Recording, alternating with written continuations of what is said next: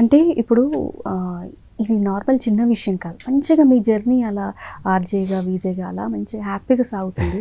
మరి ఎందుకు ఈ తలకాయ నొప్పి అంతా ఎందుకు ఇట్లా టైం ఇప్పుడు మీకు ఏళ్ళు నడిచారంటే నమ్ముతారో నాకు నడుస్తుంది కరెక్ట్గా. ఏళ్ళు నడిచారని 7.5 ఏళ్ళు ఉంటుందంట, ఇది మధ్యలో నడుస్తున్నట్టుంది. సో అది మరి నిన్నెత్తిన తాండవం చేస్తుంటే మనం ఏముండదు అది. అంటే ఊరికే చెప్తున్నా, బట్ ఏదైనా కూడా లైఫ్లో మనం తీసుకోవాలి. మనం మంచి చేస్తున్నాం అన్న ధైర్యం అనుకున్నప్పుడు దేనికి మనం భయపడాల్సిన పని లేదు, మనం చేసే తప్పు కానప్పుడు. అండ్ ఇంకొకటి, ఒక తప్పుని ఎండగడుతున్నాం, దీనివల్ల సమాజంలో కొంతమందికి మంచి జరుగుతుంది. అండ్ చూసేవాళ్ళు ఇంకొకళ్ళు ఇటువంటి మాదక ద్రవ్యాల జోలికి పోకుండా ఎందుకు ఉండాలనే దానికి ఒక సమాధానం కూడా దొరుకుతుంది. ఇట్లా అయిపోతారు మనుషులు, అలా అయిపోతారు, ఫైనల్గా వాళ్ళ జీవితం ఇలా ఎండ్ అవుతుంది అనే కంక్లూజన్ కూడా మన పోలీసులు ఏమైనా చూపించగలిగితే, ఆఖరికి ఇగో ఇలా చేయడం వల్ల ఇలా మనుషుల్ని ఇది చేయడం, పోలీస్ ఆఫీసర్ని లొంగ తీసుకోవడం, జర్నలిస్టులను లొంగ తీసుకోవడము, లాయర్స్తో పాటు అక్కడికి స్విమ్మింగ్ పూల్లో సరసాలు ఆడడము, ఇవన్నీ చేసి ఆవిడ ఫైనల్గా సాధించేది ఏముంటుంది? ఆఖరికి ఈ డ్రగ్స్ కేసులో ఇరుక్కొని ఫైనల్గా ఏదో జైలుకి పోయి అలా ఉంటుంది. ఫైనల్గా చూడండి అమ్మా, ఇలా డ్రగ్స్ చేసుకొని ఈవిడ జీవితం ఇలా అయిపోయింది, మీరు కాకండి అని చెప్పడానికి ఒక ఎగ్జాంపుల్గా ఉపయోగపడతారు. ఫైనల్గా పాప నేర్చుకుంటూ సారీ కూడా చెప్పింది. సారీ చెప్పడం వల్ల ఏమవుతుందమ్మా? ఇప్పుడు ఒక మనిషి జీవితం 2 అక్షరాలతో పోతుందా? ఎంత రచ్చ చేసి, ఎంత బజార్కి ఇచ్చి, ఇంత చేసి, అది ఇంకొకటి, అది కూడా వాళ్ళ పర్సనల్ ఇష్యూ. కానీ అది బయటికి తీసుకొచ్చింది కదా, బయటికి తీసుకొచ్చి రోడ్డుకి ఇచ్చింది కదా ఒకరిని, ఒక సెలబ్రిటీని. అది పక్కన పెడితే అది చిన్న విషయం, నా దృష్టిలో చాలా చిన్న విషయం. ఈ డ్రగ్స్ అనేది చాలా పెద్ద విషయం. అక్రమ సంబంధాల కన్నా డ్రగ్స్ చాలా దారుణం. అక్రమ సంబంధాలు ఇవాళ రేపట్లో ఎవడో ప్రతి ఒక్కరి దగ్గర ఉంటుంటాయి, కానీ ఈ డ్రగ్స్ వల్ల వీళ్ళు చేసే బిహేవియర్, అక్రమ సంబంధాలు పెట్టుకున్నారు, బట్ అవతలను కొట్టి చంపేయడాలు ఏంటి, చంపించేయడాలు ఏంటి, అమ్మాయిలకి చిన్న 19 ఏళ్ళు 20 ఏళ్ళ బలవంతంగా డ్రగ్స్ అలవాటు చేయడం ఏంటి, ఇటువంటివన్నీ అసలు డైజెస్ట్ చేసుకోలేనిది. ఇటువంటి వాళ్ళకి సరైన చోటు ఎక్కడ పెట్టాలో అక్కడ పెట్టాలి వాళ్ళని. అది పెట్టి కూడా మనం ఎగ్జాంపుల్ చూపించాలి. ఆవిడ సారీ చెప్పిందని వదిలేయడము ఇట్లాంటివి కాదు కదా. సారీ చెప్పినంత మాత్రం ఆవిడ చేయదు కదా, ఆమె చేస్తూనే ఉంటుంది కదా. మనకి అప్పుడు తెలిసేది, కూడా ఏముంది. ఇప్పుడు మస్తాన్ సాయి మీద కేసు పెట్టాలంటే ఈ కేసు వదులుకోవాలి, సింపుల్. లేకపోతే ఇద్దరు అమ్మగోళ్ళని చెప్పలేం కదా. అది అంటే ఇప్పుడు మీరు ఫస్ట్లో చెప్పారు, నాకు పెళ్ళైంది, ఇట్లా పిల్లలు ఉన్నారని తెలిసి కూడా ఇంకొక అమ్మాయి ప్రపోజ్ చేసింది అంటే ఏంటి అసలు? ఆ అమ్మాయిది ఏంటి? సేమ్ వీళ్ళిద్దరు ఫ్రెండ్స్, లావణ్య దోస్త్ ఇవిడే. ఓకే. సో అంటే తర్వాత ఫ్రెండ్ అయింది అనుకుంటాను, బట్ వీళ్ళిద్దరు కలిసి ప్లానింగ్. ఆవిడే ఇదే అంటే ఈ సైకోటిక్ బిహేవియర్, మేబీ ఈ గంజాయి ఇట్లాంటివి తీసుకోవడం వల్ల బ్రెయిన్ ఆల్టర్ అయిపోయి ఇలా పిచ్చి బిహేవియర్ చేయడము అలా. అయితే నాకేంటంటే ఇప్పుడు వద్దు అని చెప్పినా కూడా మీదకి వస్తే ఒక తన్నుదంతే పోతారు. కానీ అలా చేయడం వల్ల మళ్ళీ మన మీద కేసులు ఇవన్నీ కూడా వస్తాయి కదా. అవును, మీరు 100 తిట్లు తిట్టినా దానికి ఏ సాక్ష్యాలు ఉండవు, బట్ నేను ఒకటి కొడితే కొట్టేశాడు, చంపేశాడు అని వెళ్ళి కేసులు పెట్టి, అది కూడా బెదిరించింది అమ్మాయి నన్ను. నేను మీద కేసులు పెడతా, ఆ కేసులు పెడతా, ఈ కేసులు పెడతా అని చెప్పి ఇలా. అంటే లొంగకపోతే ఏదో రకంగా తీసుకోవడం కోసం రకరకాల కేసులు పెడతాను, బెదిరించడం అనమాట ఇలా. ఓకే భాషా గారు, మరి అంటే ఇప్పుడు మీ సర్కిల్స్లో లేడీస్ అని అన్నారు, మీరు 2-3 చూసి ఉంటారు, ఏంటి అసలు లేడీస్ మీద మీ అభిప్రాయం? అమ్మా, ఇటువంటి వాళ్ళు 10,000లో ఒకళ్ళు, లేకపోతే ఇంకా చెప్పాలంటే 1,00,000 మందిలో ఒకళ్ళు ఉంటారేమో. అందరు ఆడవాళ్ళు ఇలా ఉంటారు.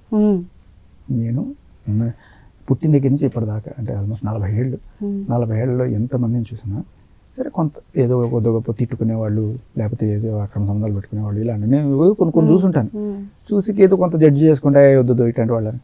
కానీ ఇది ఏంటంటే లిటరల్లీ చట్టంలో ఉన్న లొసుగుల్ని యూజ్ చేసుకొని డబ్బులు క్యాష్ చేసుకోవడం, తర్వాత అరాచకంగా ఈ డ్రగ్స్ మాదక ద్రవ్యాలకి బానిసలయ్యి అవతల వాళ్ళని ఇబ్బంది పెడుతూ, అంటే ఒక సైకోపాత్ లాగా ఏదైనా సరే నాకు వీడు కావాలి, ఏదో రకంగా నేను సాధించుకుంటానండి. ఇప్పుడు మీరు చెప్పిన మెంటాలిటీ ఇప్పుడు ప్రజెంట్ జనరేషన్ నడుస్తుందంటే ఆ స్ట్రాంగ్ ఫీల్ లేదమ్మా. లేదు, మీరు అసలు ఊహించలేరు. ఇది చాలా క్లియర్ కట్. ఇలా బూతులు మామూలుగానే అమ్మాయిలు ఎవరు బూతులు మాట్లాడరు, చాలా తక్కువ. ఏది మాట్లాడినా మీరు అంటే అది బూతులు అంటే ఏదో చిన్న బూతులు ఇవాళ రేపట్లో మాట్లాడుతుంటారు, కానీ వీళ్ళు మాట్లాడే ఆ బూతులు మీరు వినాల్సిందే. విన్నాను. అది చాలా అంటే చాలా, అసలు మగాళ్ళు కూడా అలా మాట్లాడరమ్మా, అంత దారుణమైన బూతులు అవి. అది లిటరలీ అంటే బజారు భాష అన్నమాట.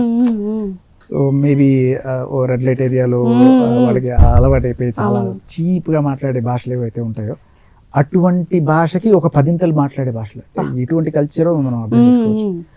సో మళ్ళీ దాన్ని చాలా చక్కగా మీడియా ముందుకు వచ్చి ఆడవాళ్ళు బూతులు మాట్లాడితే ఎవర్రా మాట్లాడేది,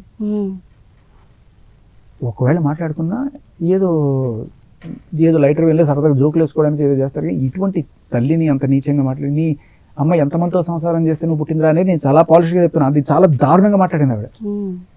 పార్టీలతో అంత దరిద్రంగా మాట్లాడే మనుషులు ఎవ్వరు ఉండరు మా ప్రపంచంలో. ఇటువంటి వాళ్ళు నేను చెప్తాను 10,000లో ఒకళ్ళు ఉంటే గొప్ప విషయం.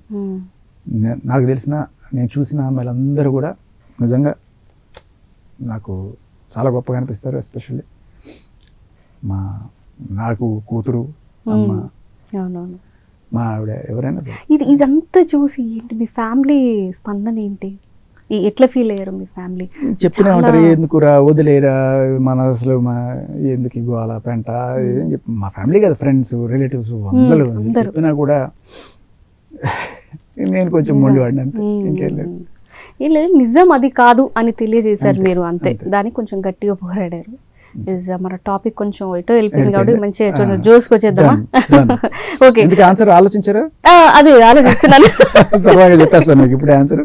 చెప్పండి. సో ఎన్నో ఇండస్ట్రీస్ ఉన్నాయి భారతదేశంలో, గోల్డెన్ పరిశ్రమలు, ఇండస్ట్రీస్ ఉన్నాయి. కానీ ఇండస్ రివర్ దగ్గర ఉన్నన్ని ఇండస్ట్రీస్ ఎక్కడా లేవు. ఎందుకు అంటే ఆ నదీ తీరంలో బోల్డెన్ చెట్లు ఉన్నాయి. చెట్లు అంటే ఏంటి? ట్రీస్. ఇండస్ట్రీస్. ఓకే, ఇండస్ట్రీస్ ని మీరు ఇచ్చేసారా? ఓకే, బాగుంది చాలా. ఓకే భాషా గారు, ఏంటి ఎక్కడ పుట్టారు, ఏంటి చిన్నప్పటి నుంచి ఏంటి క్రష్ ఎవరు, ఎవరికైనా లవ్ లెటర్లు ఏమైనా రాశారా? అంత ధైర్యాలు ఉండేవి మనకి. అలా ఏం లేవా? ఏంటి ప్రాపర్ ఎక్కడ ఉంది? అమ్మ వాళ్ళది కాకినాడ, నాన్న వాళ్ళది ఖమ్మం. ఖమ్మం దగ్గర గుదిమెళ్ళని. సో ఎప్పుడైనా ఉన్నది ఎక్కువ హైదరాబాద్. నాన్నకి ట్రాన్స్ఫర్స్ అవుతూ ఉండేవి, బట్ ఎక్కువ ట్రాన్స్ఫర్స్లో ప్రాజెక్టుల దగ్గర అవుతుండేవి, అడవులు అక్కడ ఆ ప్రాజెక్ట్స్ దగ్గర అనమాట. ఓకే, మధ్యప్రదేశ్, కర్ణాటక. సో చిన్నప్పుడే అన్ని దేశాలన్నీ అలా చుట్టుముట్టారా? అన్ని మొత్తం అలా చాలా భాషలు, చాలా ప్రాంతాలు అన్ని పరిచయం. అలా ప్రాంతాల్లో నుంచి లాంగ్వేజ్ ఏంటంటే పేరుకే అక్కడ పుట్టామని చెప్పుకోవడం తప్ప, ఎప్పుడో సమ్మర్ హాలిడేస్కి వెళ్ళడం తప్ప. బట్ మిగతా అంతా ఎక్కడెక్కడ మీరు చెప్పండి, హైదరాబాద్, సికింద్రాబాద్, అన్నట్టుగా మనం తిరగని ప్లేస్ లేదు. ఎక్కువ హైదరాబాద్ తర్వాత, హైదరాబాద్ అంటే ఆల్మోస్ట్ ఒక 20+ ఇయర్స్. బట్ ఒక 3-4 ఇయర్స్ కంటిన్యూస్ గా ఒక చోట ఉన్నామంటే అది ఒక నెల్లూరు, తర్వాత కొంత కాళహస్తి, అటువంటి ఏరియాస్. అది 1 or 2 ఇయర్స్. అంటే బేసికలీ 10th ఇంటర్ ఆ స్టేజ్ లో ఉన్నప్పుడు మనకి బాగా గట్టి కనెక్ట్ ఫ్రెండ్స్ అలా. ఏంటి 10th కి మంచి మెమోరీస్ ఏమైనా ఉన్నాయా? 10th ఇంటర్ మెమరీస్ 10th లో మంచి మెమరీ ఉంది. టీచర్ కొట్టాడని కాలేజ్ మానేశారు, అదే స్కూల్ మానేశారు. ఇంట్లో చదువుకుని 10th ప్రైవేట్ గా రాశాను. ఓకే, అక్కడ లేకపోయి ఉండొచ్చు. అప్పుడు ఏంటంటే నాన్న అక్కడ ఒక డ్యామ్ కోసం పనిచేసేవాళ్ళు. ఆ డ్యామ్ ఉన్న ఏరియా ఒక అడవి, అది ఒక చిన్న కాలనీ కట్టి ఒక 50-60 ఇళ్ళు ఉంటాయి అక్కడ అంతే.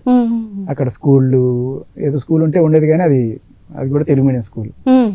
సో నేను అప్పట్లోనే కొంచెం ఇంగ్లీష్ మీడియం మారాను అనమాట. మీరు తెలుగు మీడియమే? చిన్నప్పటి నుంచి తెలుగు మీడియమే, 8th లో అలా మారాను.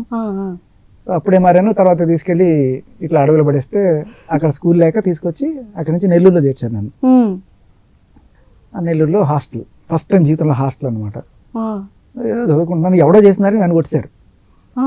నన్నే కొట్టేస్తారని చెప్పి నేను వెళ్ళను అని చెప్తే సరే అని చెప్పి అక్కడే ఇంకా వెళ్ళనంటే ఎదురుగానే ఎవరో ఒక ఆయన, ఒక వేరే లెక్కలు అని తెలిసిన ఆయన ఎవరైనా ఒక ఉంటే ఆయన కూర్చోబెట్టి ట్యూషన్ చెప్పించి ఇంట్లోనే చదువుకున్నా. 10th అంతా ఇంట్లోనే చదువుకున్న తర్వాత బాగానే కొట్టాము, ఒక డిస్టింక్షన్. కానీ మా నాన్న ఫస్ట్ ర్యాంక్ తెచ్చుకోవాలి అనేవాళ్ళు. నమస్తే అంతే. ఓకే. సో మంచిగా బిగ్ బాస్కి వెళ్ళారు. ఏంటి బిగ్ బాస్ అంటే అసలు బిగ్ బాస్కి కాంట్రవర్సీ అయ్యాక బిగ్ బాస్కి వెళ్ళడం అనేది చాలా మంది అంటూ ఉన్నారు. కాంట్రవర్సీ అయ్యారు అందుకే బిగ్ బాస్కి వెళ్ళారు అని. ఏంటి బిగ్ బాస్ లో ఎలా ఉండింది? బిగ్ బాస్ లోకి వెళ్ళడం అనేది లాస్ట్ బాల్ లో 6 కొట్టినట్టు అనమాట. ఎప్పుడో జరిగిపోతాయి కదా. నాకు బిగ్ బాస్ పిలుపు ఎప్పుడు వచ్చింది తెలుసా? ఆగస్టు 31న స్టార్టింగ్ అనుకుంటే అందరు సెలక్షన్స్ అయిపోయి ఉన్న టైంలో ఆగస్టు 21, 22 ఆ రోజున ఇంటర్వ్యూకి వెళ్ళి ఆగస్టు 22 అంటే జస్ట్ ఒక 10 days ముందు. తర్వాత ఫైనల్ అవ్వడం అనేది ఆగస్టు 25న అయితే 2 రోజుల గ్యాప్ లో ఆగస్టు 27కి సూట్ కేసులు అన్ని సర్దుకొని వాళ్ళకి పంపించేయాలి. అట్లా జరిగింది. అసలు ఏంటి అసలు బిగ్ బాస్ ఫార్మాట్ అంతా చూసుకుని అంతా స్టడీ లేదు. సో అలా సరే పదా అని చెప్పి వెళ్ళిపోయాం. ఎలా ఉండింది జర్నీ అక్కడ? అందులో ఉన్న రోజులు మంచి ఫ్రెండ్స్ అయ్యారు. ఏదో చిన్న చిన్న గొడవలు అంటే అప్పట్లో ఆ టైంలో పెద్దగా. మీరు యాపిల్ అలా తింటుండే నాకు నిజంగా నేను యాపిల్ తిన్నా ప్రతిసారి అది గుర్తు. అది ఫస్ట్ గొడవ స్టార్ట్ అవుతుంది. ఆరెంజ్ రైట్, ఆరెంజ్ నేను తిన్నాను. ఏంటి మేము కూడా ఫ్రెండ్స్ తోటి తిన్నాను ఇప్పుడు ఏంటి అది అనుకుంటుంటాం. అవునా? ఓ నైస్. యాక్చువల్గా పాయింట్ ఏంటంటే ఆ రోజు అంటే ఇలా గొడవలు పెట్టుకోవాలి, గొడవలు పెట్టుకొని దాన్ని పెద్ద చేసుకొని దాంట్లో పాయింట్లు తీసి నీ తప్పు అని చూపించాలి, ఇదే ఆట అనే విషయం నాకు తెలియదు. మేము వచ్చిన రోజున అందరం ఎట్లా ఉన్నామంటే జస్ట్ ఫ్రెండ్స్ అవ్వాలి కదా ఫస్ట్. అందరం నువ్వేం చేస్తావు, నువ్వెవరు, అందరూ ఒక 90% నాకు తెలియదు. నాకు తెలిసింది అక్కడ ఒకళ్ళు బేబక్క. అంతకు ముందు ఆవిడతో ఎప్పుడో ఒకసారి పరిచయము. టిక్ టాక్ చేసే టైంలో ఆవిడ మంచి స్టార్ ఉండే. ఆ టైంలో బేబక్క ఏదో ఒక ఇంటర్వ్యూనో ఏదో చేసినట్టు గుర్తు ఆవిడతోటి. టిక్ టాక్ బ్యాన్ చేసిన తర్వాత ఎందుకు బ్యాన్ చేశారని క్వశ్చన్ అడిగేది బేబక్క. ఈ చైనా యాప్లు బ్యాన్ చేయాలి ఏదైనా అన్నప్పుడు అంతా బాగానే ఉందండి కానీ మా లాంటి వాళ్ళకి సడన్ గా ఉపాధి పోయినట్టు అవుతుంది అని చెప్తాను. అంతే, ఇందాక మనం మాట్లాడుకున్నట్టు టొబాకో బ్యాన్ చేస్తే టొబాకో చుట్టేవాళ్ళు, టొబాకో పండించేవాళ్ళు అందరికి సరే వాట్ ఎవర్. అలా బేబక్క మాత్రం పరిచయం, మిగతా వాళ్ళు ఎవరు లేరు. అలా ఒక్కొక్కళ్ళని పరిచయం చేసుకుంటూ ఫ్రెండ్స్ చేసుకుంటున్న టైంలో తోచక ఏమీ లేదు అక్కడ. ఆరెంజెస్ లేదు, ఫ్రిడ్జ్ టీవీ లేదు, ఏ ఎంటర్టైన్మెంట్ లేదు, ఫోన్ లేదు కదా. ఆడుకుందాం సదా క్యాచ్లు ఆడుకుంటూ ఉన్నాం. సోనియా గారికి అది నచ్చలేదు. అదే అంటున్నా. ఇప్పుడు నేను క్యాచ్లు ఆడుకుంటే నీకు నచ్చకపోవడం ఏంటి? అదే అంటున్నారు. ఇది అంటే కంట్రోలింగ్ మెంటాలిటీ అనమాట అందరినీ అని నేను అనుకున్నా. బట్ బేసిక్లీ గేమ్ లో ఏంటంటే ఏదో ఒక తప్పులు తీసి చూపించాలి, అదే గేమ్. అది నాకంత ఐడియా లేకుండా నేను జెన్యున్ గానే అనేసిందేమో. అది ఆవిడ అనగానే అందరూ కూడా ఓకే అని చెప్పి దాక్కున్నా. ఎందుకు ఇంత కష్టం మీకు, ఆడుకుంటారండి అంటే వదిలేండి అంటాడు. బాగా కంట్రోల్ చేస్తుంది. ఒక్క మాటతో ఇంత కంట్రోల్ చేస్తుందంటే ఈవిడెవరో చాలా పెద్ద ఆవిడేమో అంటే ఆవిడ ఆర్జీవి తాలూకండి లేదని చెప్తా. అయితే ఏంటి భయం, మన టైప్ లేదు కదా. ఎవరైతే అక్కడ స్టార్టింగ్ 10th నుంచి ఉంది మొండితనమా. అందుకనే ఏంటి ప్రాబ్లం, ఆడుకుంటే ఏంటి ప్రాబ్లం అంటే అట్లా కాదు, మీరు ఇట్లా ఆడుకొని అక్కడ పెట్టేస్తే మళ్ళీ అవి తినే వస్తువులు కదా, దాంతో అసలు ఎట్లా ఆడుకుంటారు అంటే తొక్కనే ఎవరన్నా తింటారా, తొక్క తీసి కదా లోపల తినేది. లోపల నేనన్నా చేయబెట్టి దాన్ని ఏమన్నా రుద్దుతానా, తొక్క తీసిన తర్వాత లోపల ఫ్రెష్ గానే ఉంటుంది కదా. అది నేను పైన ముట్టుకుంటే లోపల ఎట్లా పాడైపోతుంది, అది కూడా పక్కన పెట్టేస్తే. అసలు ఫుడ్తో ఎట్లా ఆడతారండి మీరు, ఫుడ్తో ఎట్లా ఆటలు ఆడతారు. మళ్ళీ రైతులు గీతులు ఏదో అనేస్తే నేను అరే రాఘవేంద్రరావు గారి సినిమాలో ఎన్ని పళ్ళతో ఎక్కడెక్కడ కొట్టేవాళ్ళు ఆయన. దొల్లేసి హీరోయిన్ అనేది దొల్లేసి పళ్ళు వాడని పండు లేదు, ఆఖరికి గుమ్మడికాయ కూడా పడేశారు ఆయన. అదొకటే కాదు ఇంకా అసలు. ఇప్పుడు అంటే దాన్ని ఏదో ఇష్యూ చేయాలని అదే నేను దిస్ ఈస్ పొలిటిసైజింగ్ అని కావాలని చేయాలి. నీకు కావాలి నువ్వు కూర్చొని మాట్లాడుకో, ఆవిడతో నీకు ఆడాలనిపించలేదు, నువ్వు కూర్చొని మాట్లాడుకో. దేశ రాజకీయాలు, అంతర్జాతీయ రాజకీయాలు మేము ఆడుకుంటాం, మాకు ఆడుకోవాలనిపించింది. అదే మేము చూసాం. మా అమ్మ ఫస్ట్ బిగ్ బాస్ స్టార్ట్ అయింది సీజన్ 8 లో అంటే అదే ఆరెంజ్ గురించి పంచాయతీ. బట్ అందరూ నేను అలా ఉంటాను అనుకున్నారు, నాకు జెన్యూన్ గా నాకు వచ్చిన కోపం అది. నేనేదో చేసుకుంటే నీకేట్రా ప్రాబ్లం. అంటే దీన్ని బట్టి అర్థమైంది ఏంటి సార్ మనకి. ఆ తర్వాత అడిచేసిన తర్వాత అయ్యో పాపం అనవసరంగా మీరు అన్నారు కదా ఆడపిల్లల మీద మీ ఒపీనియన్ ఏంటని. చూడండి నేను ఎంత మంచివాడిని కాకపోతే మీరు గమనించండి, సోనియాని కూడా అడగండి ఎప్పుడైనా. అయిపోయిన తర్వాత అయ్యో కొంచెం గట్టిగా మాట్లాడేసాను, అసలే అమ్మాయి పాప ఏమైనా ఫీల్ అయి ఉంటుందేమో అని చెప్పిన తర్వాత ఇమ్మీడియట్గా ఒక 5 నిమిషాలు వెళ్ళి సారీ అండి మీరు ఏమైనా ఫీల్ అయ్యారు అని చెప్పి వెంటనే, ఎందుకంటే కలిసి ఉండాల్సిన వాళ్ళ కొన్నాళ్ళు ఎందుకు గొడవలనే ఆ దీంట్లో చెప్పాను అనమాట. వాళ్ళకి అర్థం కాల, అదే వాళ్ళదంతా వేరే బిగ్ బాస్ మెంటాలిటీలో ఉండే, గొడవ పెట్టుకోవాలి దానికి ఈకలు పెట్టాలి ఇదంతా కదా, వీడేంటి ఇలా సార్ చెప్పేసాడు అని చెప్పి ఆవిడకి కూడా అదేంటి ఇప్పుడు ఈ రీజన్ తీసుకెళ్ళి నామినేషన్ వేయాలి కదా. మేబీ వాళ్ళు ఏమనుకున్నాను తెలియదు. అసలు నాకు ఈ నామినేషన్లు అంతా ఆలోచించుకునే టైం కూడా లేదు, టక్మని వచ్చేసాయి కదా అలా సడన్ స్టార్. మీరు ఎట్లున్నారో అట్లనే ఉన్నారు. అయిపోయింది. అప్పుడు అన్నదే ఇప్పుడు నేను ఏమన్నా పశువునా ఇలా తింటే పశువుదా అని చెప్పి అడిగింది. అలా స్టార్ట్ అయింది కానీ but that is not me. నేను యాక్చువల్ చాలా ఇప్పుడు ఎలా చిలిపి కోసం ఎలా ఆడుతున్నా అలా సరదాగా ఉన్నాను. తర్వాత ఇంకా అందరినీ నా చిలిపి కోసం తోటి టార్చర్ చేయడం మొదలెట్టాను. ఎంజాయ్డ్. మంచి ఫ్రెండ్స్ అయ్యారు అందరూ. ఆఖరికి ఇప్పుడు సోనియానే నాకు ఉన్న వాళ్ళ బెస్ట్ ఫ్రెండ్ చెప్పాలంటే. ఓకే, అదే అంటున్నా, మనం ఏదో ఒకనొక టైంలో అలా ఒక చిన్నది స్పార్క్ అవుతుంది అభిప్రాయం గురించి మనం అంతే. ఇప్పుడు ఆ టైంలో నాకు బెస్ట్ ఫ్రెండ్ ఎవరంటే నబీల్, అభయ్ నవీన్, ఆదిత్య ఓము, వీళ్ళతో ఎక్కువ తిరిగా. ఇవాళ వాళ్ళే కరువు అయిపోయాయి. సరే నబీల్ అయితే అసలు కంప్లీట్ ఎప్పుడో ఒకసారి ఫోన్ చేస్తాను, నెలకు ఒకసారి. బట్ రెగ్యులర్ గా టచ్ లో ఉండేది ఎవరు సార్? సోనియా, మణికంఠ. నేను గొడవ పడ్డాను, బేబక్క ఫస్ట్ నుంచి ఫ్రెండ్. ఇప్పుడు అందరికన్నా ఎక్కువ బేబక్తో మంచి ర్యాప్ అనమాట ఇప్పటికీ. ఎలా ఏంటి మరి వెల్కమ్ ఒబామా ముచ్చట్లేంటి దాని గురించి? కాదు, మీరు మంచి చక్కగా ఉన్నారు హీరో లాగా. ఇంత మరి హీరోగా ఎందుకు ట్రై చేయలేదు? ఇప్పుడు అంటున్నారా? అప్పుడు అంటారా? అప్పట్లో. ఇప్పుడు కూడా ఏముంది, మంచిగా చేయొచ్చు కదా క్యారెక్టర్స్.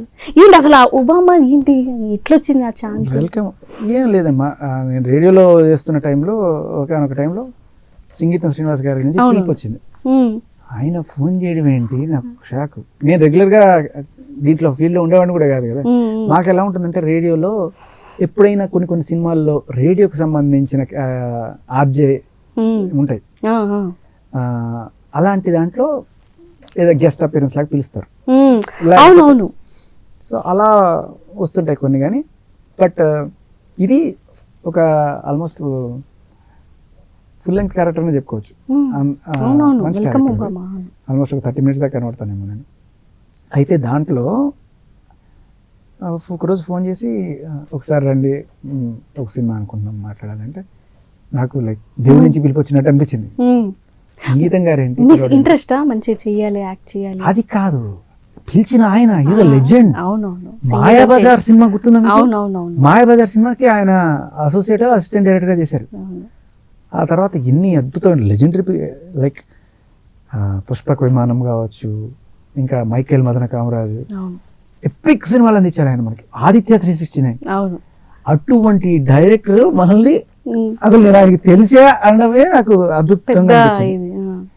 సో వెళ్ళిన తర్వాత అప్పుడు ఆయన చెప్పారు వాళ్ళ మిసెస్కి నా ఆర్జేయింగ్ అంటే ఇష్టము చాలా అని చెప్పి, తర్వాత ఆవిడ ఈయనకి చెప్పడం, ఈయన వినడము, ఈయన కూడా నచ్చి పిలవడం. అలా అసలు లైక్ బ్లెస్డ్ అనమాట ఆయనతో. సినిమా ఇస్ నథింగ్, ఆయనతో జస్ట్ కాసేపు స్పెండ్ చేయడం కోసం వెళ్ళిపోయా. తర్వాత ఆఫ్ కోర్స్ మంచి క్యారెక్టర్ అది, మంచి కామెడీ. అనంత శ్రీరామ్ గారితో నాకు కొన్ని కాంబినేషన్స్ చాలా క్లిక్ అయ్యాయి. సినిమా ఆఫ్ కోర్స్ యావరేజ్ అయినా కూడా, బట్ మా ట్రాక్ సినిమా మొత్తానికి కూడా మిగతా అంతా సినిమా కొంచెం బాధ దీంతో ఉంటుంది, మాది మాత్రం మంచి కామెడీ ఉంటుంది, మామూలు కామెడీ కాదు. మా ఇద్దరికి మధ్య కాంబినేషన్ సీన్స్ మాత్రం సూపర్ ఉంటాయి. అనంత శ్రీరామ్ అలా. తర్వాత ఇంకొక సినిమా లైక్ నేను చెప్పాను కదా, అదేం సినిమా నా నువ్వే అని, దాంట్లో ఏంటంటే తమన్నా ఒక ఆర్జేకి సెలెక్ట్ అవుతుంది. సో సెలెక్షన్ ప్రాసెస్లో మా ఎఫ్ఎంకి వస్తుంది. వచ్చినప్పుడు మేము క్వశ్చన్లు అడిగామండి సెలెక్ట్ చేయడము. సెలెక్ట్ చేసిన తర్వాత ఆవిడతో ఒక స్పెషల్ షో చేయించడం, ఒక రైల్వే స్టేషన్లోనే రేడియో సెట్ వేసి అక్కడ ఆవిడ తర్వాత ఆ షో చేస్తూ తన ఎమోషనల్ అయ్యి తన ప్రేమ గురించి చెప్పుకుంటూ ట్రైన్లో దిగిన వాళ్ళు అలా కనెక్ట్ అవ్వడం అది బాగుంటుంది ఆ సీక్వెన్స్. దాంట్లో ఆవిడని సెలెక్ట్ చేసి ఆవిడ మెంటర్ లాగా ఒక క్యారెక్టర్ అనమాట. అది ఓపెనింగ్ మనతోనే స్టార్ట్ అవుతుంది. చిన్న క్యారెక్టర్ కాకపోతే ఇది, బట్ ఇటువంటి వాటికి పిలిచేవాళ్ళు. కానీ నేను ప్రొయాక్టివ్గా వెళ్ళి నేను చేద్దాం అనుకుంటున్నాను సార్ నాకు ఇవ్వండి అని చాలా లేదు, ఇప్పుడు వెళ్ళింది లేదు. ఇలా ఏదైనా వస్తే చేసేవాళ్ళు. భాష గారు అంటే మనకు ఒక మెచ్యూర్డ్ మైండ్ వచ్చాక నేను పెద్దగా అయినాక ఇది అవ్వాలి, ఇది చేస్తే నేను మంచి సాటిస్ఫాక్షన్ అవుతాను అని అనుకుంటాం కదా. ఇప్పుడు మీరు ఉన్నారా? అది మెచ్యూరిటీ కాదమ్మా, అసలు మెచ్యూరిటీ చెప్తానండి. దానికన్నా ఆఫ్టర్ 30s అసలు మెచ్యూరిటీ అంటే నేను చెప్తా, నేను ఇది అవ్వాలి అనుకోవడం మెచ్యూరిటీ కాదు. నేను ఒక డాక్టర్ అవ్వాలి, నేను ఒక లాయర్ అవ్వాలి, నేను ఒక ఆర్జే అవ్వాలి, నేను ఒక డైరెక్టర్ అవ్వాలి, ఇది కాదు మెచ్యూరిటీ. మనం ఏదో అవ్వాలి అనుకోవడమే మెచ్యూరిటీ కాదు, మనం ఏదో చెయ్యాలి అనుకోవడం మెచ్యూరిటీ. మనం ఏదో చేసే క్రమంలో మనం ఏదైనా అవ్వచ్చు. నేను సినిమా తీయాలి అనుకోవాలి, దానికి నువ్వు పెట్టుకునే పేరు డైరెక్టరో ఏదైనా కావచ్చు. వర్బ్ ఈజ్ ఇంపార్టెంట్ అనమాట. ఏం చెయ్యాలి అనుకునే దాని మీద ఫోకస్ ఉండాలి తప్ప ఏం అవ్వాలనుకుంటున్నావు అనేది నువ్వు ఆలోచిస్తున్నప్పుడు దానికి వేగ్గా వెళ్ళిపోతావు. ఇప్పుడు సపోజ్ నేను ఉరిశిక్షని రద్దు చేయించాలి, ఒకసారి మనిషి నిర్దోషం తెలిసిన తర్వాత, ఒక ప్రాణం పోయిన తర్వాత నువ్వు తిరిగి తీసుకురాలేవు కాబట్టి ఈ ఉరిశిక్ష రద్దు కోసం నేను ఎట్టి పరిస్థితిలో పోరాడతా, లేకపోతే మగాళ్ళకి ఇట్లా జరుగుతున్న అన్యాయాల కోసం ఈ సెక్షన్స్ మార్చడం కోసం నేను లాయర్ పోరాడతా అని చెప్పి ఒక ఎయిమ్ పెట్టుకొని నువ్వు లాయర్ అయ్యావు. నీ ఎయిమ్ ఇది, దానికోసం నువ్వు లాయర్ అవుతావు, ఇంకోటి ఏదైనా అవుతావు. నీ ఎయిమ్ ఇది, అప్పుడు నువ్వు లాయర్. అలా కాకుండా నేను లాయర్ అవుతా అనుకుంటే నువ్వు లాయర్ అయ్యి అక్రమ కేసులు వాదించవచ్చు, ఏదైనా చేయొచ్చు. అలాగే నువ్వు ఏదైనా ఒక మంచి ఉన్నతమైన ఆశయం కావచ్చు, ఒక నీకు నచ్చిన ఆశయం కోసం నువ్వు వెళ్తున్నప్పుడు డబ్బు ఆటోమేటిక్గా నీ వెనకాల పరిగెత్తాలి తప్ప డబ్బు వెనకాల నువ్వు పరిగెడుతున్నప్పుడు నీ ఆశయం ఎప్పుడు ఉన్నతం కాదు. నా పాయింట్ ఇది. మీరు ఎప్పుడు కూడా ఏది అవ్వాలనుకోకండి, ఏదో చెయ్యాలనుకోండి. నేను ఒక సాఫ్ట్వేర్ ఇంజనీర్ అవుతా అనుకోకండి, ఓ మంచి ప్రోగ్రామ్ రాయాలి, ఇటువంటి సాఫ్ట్వేర్ లేదే, దీన్ని నేను డిజైన్ చేయాలి అని చెప్పి మీరు తపన పడిపోయి రాస్తుంటే మీరు ఆటోమేటిక్గా సాఫ్ట్వేర్ ఇంజనీర్ అని మీకు బిరుదు ఇస్తారు. కానీ మీ గోల్ ఏమో ఏదో చెయ్యాలి, ఏదో సినిమా తీయాలి, లేకపోతే ఒక పర్టికులర్ ఆపరేషన్ లేదు ఇటువంటిది, నేను ఇటువంటి ఆపరేషన్ చేద్దాం, దీనికోసం ఏం చేయాలి అనే క్రమంలో మీరు నేర్చుకుంటే, అంటే ఒక పర్పస్తో డ్రివెన్. నేను ఏదో అవ్వాలి అనుకోవడం ప్యాసివ్, మిమ్మల్ని ఎవరో ఏదో ఒకటి చేస్తే మీరు అవుతారు, కానీ ఏదో ఒకటి చెయ్యాలి అనుకోవడం active. Be active, not passive. Be active. Okay Basha గారు, మీకు వచ్చిన అవార్డ్స్ అది మీ నుంచి India radio forum excellence in radio award. అది మన భారతదేశంలోనే highest for any radio jockey అన్నమాట. సో అది అలాంటివి 18 వచ్చినాయి. సో ఇండియా మొత్తం మీదే highest number of India radio forum awards won by Shekhar Basha. ముందు కూడా మీకే రావాలని మనసు లేదు. అన్ఫార్చునేట్లీ కోవిడ్ తర్వాత ఈ అవార్డ్స్ ఆపేశారు. Okay okay. కోవిడ్ ముందు వరకు ఉండేది, కోవిడ్ తర్వాత ఐ డోంట్ నో ఏం జరిగిందో, బట్ అప్పటి నుంచి అవార్డ్స్ లేవు. ఓకే సార్, ఫైనల్గా ఏంటి, మీకు బాబు పుట్టారు, కంగ్రాచులేషన్స్. అంటే లేట్ కంగ్రాచులేషన్స్. ఎట్లయినా కొడుకే ఎట్లన్నా ఏం జరిగింది, అల్లరి చేస్తున్నాడు బాగా? వాడు పెద్ద మాయగాడు, మాయగాడు. వాడు ఇట్లా ఒక నవ్వు పడేస్తాడు, ఒక్క నవ్వు పడేస్తాడు వాడు అంతే. అసలు వాడు వదిలి రాబోద్ది కాదు అసలు, అంతే వదిలి రాబోద్ది.